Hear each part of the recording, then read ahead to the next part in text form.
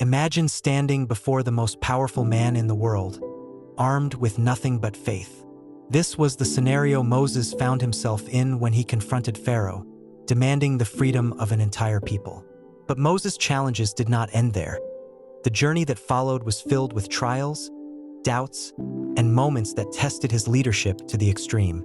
In this video, we'll explore the main challenges faced by Moses during his mission to free the Hebrews from slavery in Egypt. We'll see how each obstacle not only shaped Moses' story but also the destiny of an entire people. If you've ever faced a situation where moving forward seemed impossible, Moses' story can offer powerful insights into faith, persistence, and leadership. Are you ready to discover how one man, guided by his faith, managed to overcome the greatest challenges of his life and lead a people to freedom? Then stay with us, because this story might change the way you face your own battles. Moses was born during a time of extreme oppression for the Hebrew people. The Israelites were enslaved in Egypt, and Pharaoh, fearing their growing population, decreed that all male babies should be killed at birth. However, Moses' mother, Jochebed, made a courageous decision. To save her son, she hid him for 3 months and, when she could no longer protect him, placed him in a basket and set it along the banks of the Nile, trusting his fate to divine providence. The basket was found by Pharaoh's daughter, who, moved by the baby's cries, decided to adopt him as her own son. Moses grew up in the royal palace, enjoying all the privileges of an Egyptian prince. However, even raised as an Egyptian, he never forgot his true origins. One day, seeing an Egyptian taskmaster mistreating a Hebrew, Moses couldn't contain his anger and, in an impulsive act, killed the taskmaster. This act changed the course of his life forever. Fearing for his life, Moses fled to the land of Midian, where he sought refuge and began a new life as a shepherd. It was there that he met Zipporah, whom he married and with whom he started a family. During this time, Moses likely reflected deeply on his identity and the destiny that awaited him. He was no longer the prince of Egypt, but a simple shepherd living in exile. Moses' flight marked the beginning of a new phase in his life, far from the luxuries and safety of the palace. He traded his life of comfort for a humble and introspective existence, tending flocks in the desert. This period of exile was not just a physical escape, but also a spiritual journey of self-discovery and preparation for the grand mission that God had reserved for him. However, Moses could not have imagined what was to come. He believed he was destined for a quiet life, far from the intrigues and responsibilities of Egypt. But God had other plans. The desert, with all its barrenness and solitude, would be the setting for the divine calling that would change the history of Moses and the Hebrew people forever. This period of exile was essential in shaping Moses' character. He transitioned from being the impulsive prince who acted on a whim to becoming the thoughtful and patient leader who, years later, would guide the Hebrew people out of slavery. The origin of Moses is, therefore, a story of transformation and preparation for the epic challenges he would face as the liberator of his people. While living his quiet life as a shepherd in Midian, Moses could not have imagined that a supernatural encounter would completely change the course of his existence. One day, while guiding his flock through the desert, he saw something extraordinary: a bush that was on fire but was not consumed by the flames. Intrigued, Moses approached to investigate this phenomenon, and it was then that he heard the voice of God, calling him by name. This moment, known as the encounter with the burning bush, was the turning point in Moses' life. God revealed to Moses that he had been chosen for a grand mission, to liberate the Hebrew people from slavery in Egypt. Moses, however, did not feel up to the task. He was a fugitive, exiled from his homeland, and now lived a simple life, far from palaces and politics. How could he, an ordinary man, confront Pharaoh and lead an entire nation? Moses expressed his insecurity through his words. He questioned his ability, claiming that he was not eloquent and that the people would not believe him. But God, patient and firm, assured Moses that he would not be alone on this journey. God gave Moses miraculous signs to prove his authority and promised to send his brother Aaron as his spokesman. With these assurances, Moses finally accepted the divine calling, though he still harbored doubts in his heart. This calling was not just a summons for a specific task, but a true test of faith. Moses had to trust completely in God, even when the mission seemed impossible.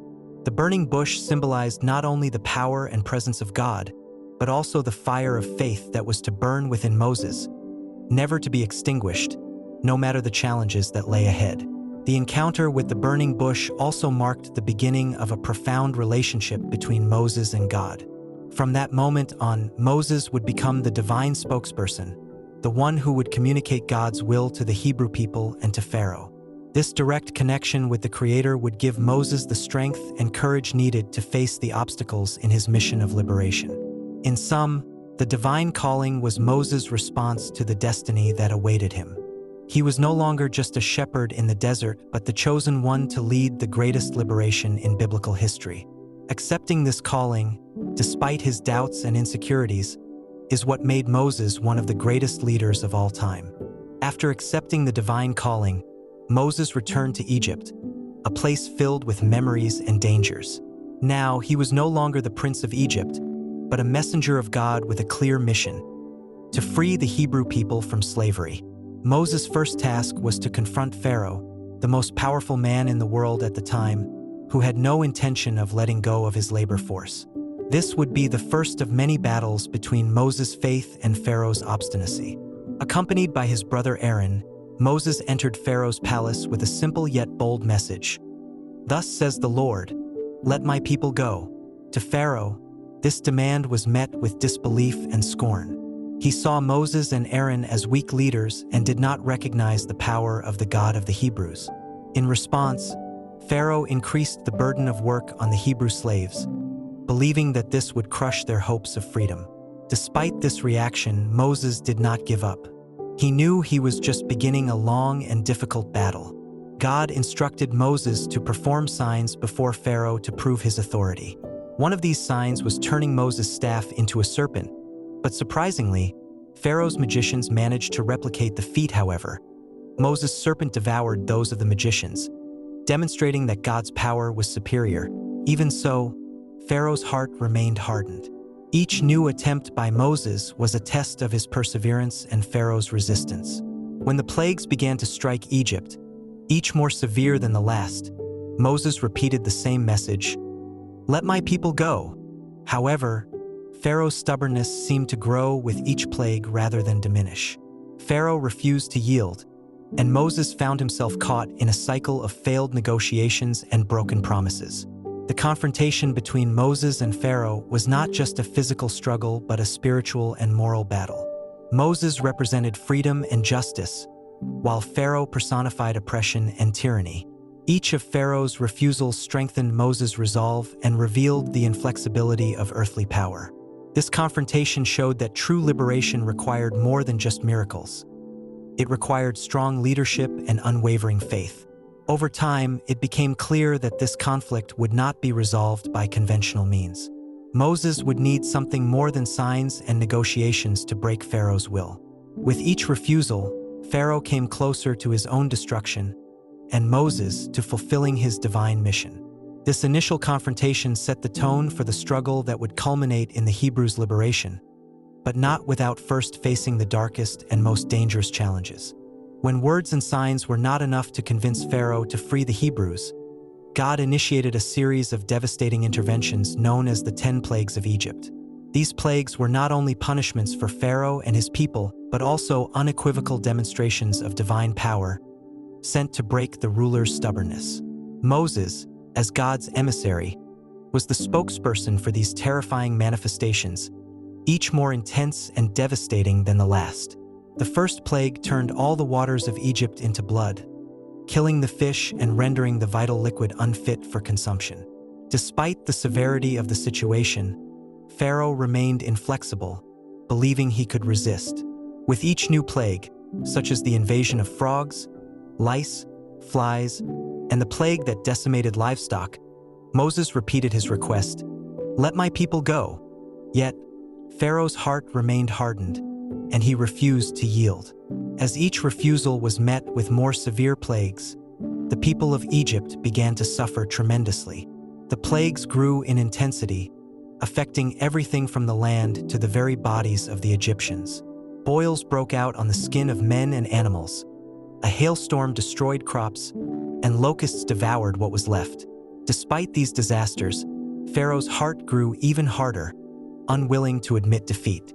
The ninth plague brought a terrifying darkness over the land of Egypt for 3 days, so thick that the people could not see one another or leave their homes.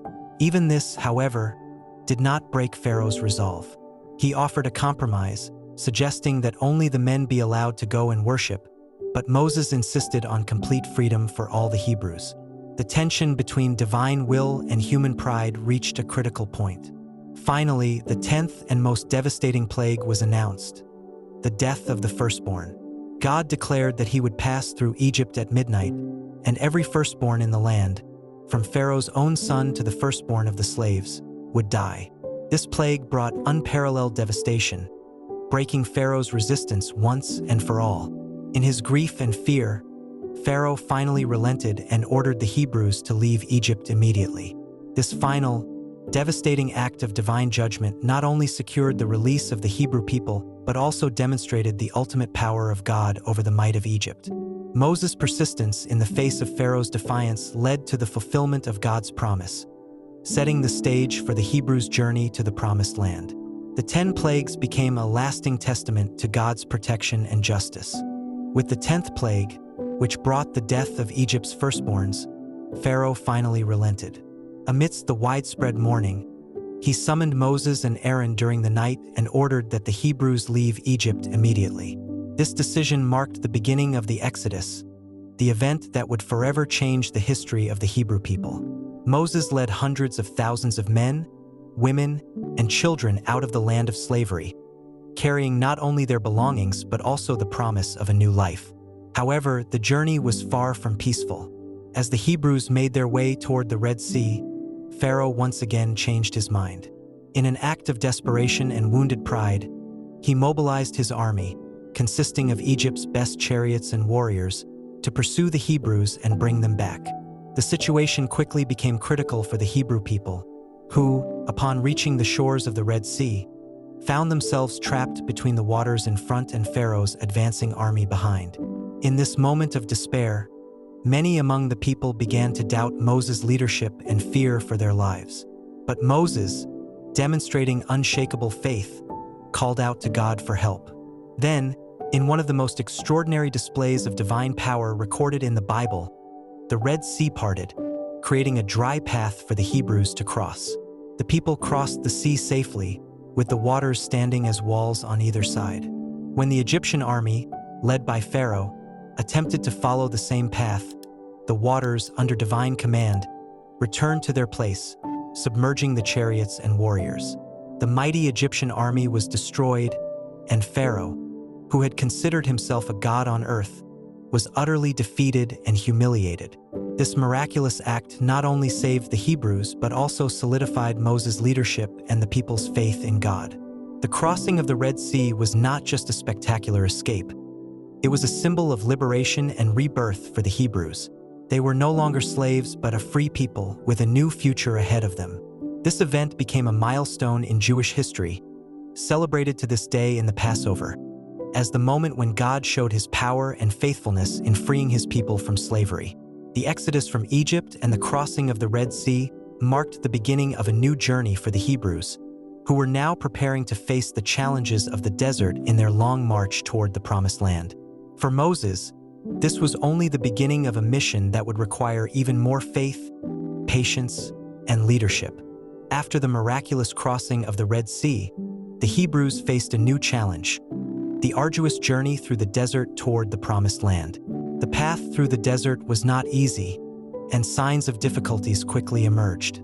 Without sufficient supplies, the people began to face shortages of water and food, leading to murmuring and criticism against Moses and Aaron. Many began to question whether they would have been better off remaining in Egypt, where, despite their slavery, they at least had food. Faced with growing despair, Moses turned to God, who responded to the people's needs in miraculous ways. God made water flow from a rock in Horeb, quenching the thirst of the multitude. Additionally, he provided manna, a celestial food that fell with the dew every morning, and quails to satisfy their hunger.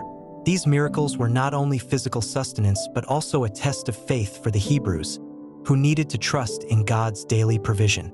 Despite these provisions, the journey through the desert revealed the most vulnerable and rebellious side of the Hebrew people. The difficulties of the journey, combined with uncertainty about the future, led many to doubt Moses' leadership and the divine promise. On several occasions, entire groups rebelled, demanding to return to Egypt or openly defying Moses' instructions. These moments of insurrection were significant trials for both Moses and the people and demonstrated the importance of faith and obedience in the journey toward the Promised Land. Another significant challenge Moses faced was the organization and discipline of a nation on the move. Leading a multitude of hundreds of thousands of people through the desert required not only spiritual leadership but also practical administration. Moses, with the help of his father-in-law Jethro, established a system of judges to resolve disputes and ensure order among the people, preventing internal tensions and conflicts from threatening the community's cohesion. Throughout the 40 years in the desert, the Hebrews learned important lessons about dependence on God and perseverance. Each obstacle overcome, each miracle experienced, strengthened the faith of some, but also exposed the unbelief and fragility of others. The journey through the desert was not just a geographical crossing, but a spiritual transformation process in which the Hebrew people were shaped and prepared to become the nation that would inhabit the Promised Land. The journey through the desert was, therefore, an essential phase in the history of the Hebrews. It tested their faith, revealed their character, and, above all, prepared them for the challenges that awaited them in the Promised Land. For Moses, it was a period of great pressure but also growth as a leader, as he guided his people through inhospitable terrain, trusting in God's promise and the vision of a better future. After months of traveling through the desert, Moses and the Hebrews arrived at the base of Mount Sinai, a place that would become the setting for one of the most important events in biblical history. God called Moses to the top of the mountain, where he stayed for 40 days and 40 nights, receiving the 10 Commandments directly from God. These commandments were not just a set of rules, but the foundation of a new covenant between God and the Hebrew people, a covenant that would define the identity and values of this emerging nation. While Moses was on Mount Sinai, the Hebrew people camped at the foot of the mountain began to lose faith and patience.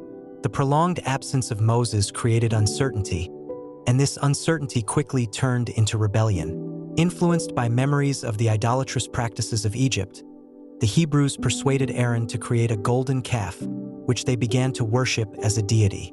This spiritual betrayal, occurring while Moses was in direct communion with God, represented a significant challenge to Moses' leadership and the people's faith. When Moses descended from Mount Sinai, carrying the stone tablets inscribed with the 10 Commandments, he was confronted with the shocking sight of his people in the midst of idolatry. Moses' anger was so great that he broke the tablets at the foot of the mountain, symbolizing the breaking of the newly formed covenant.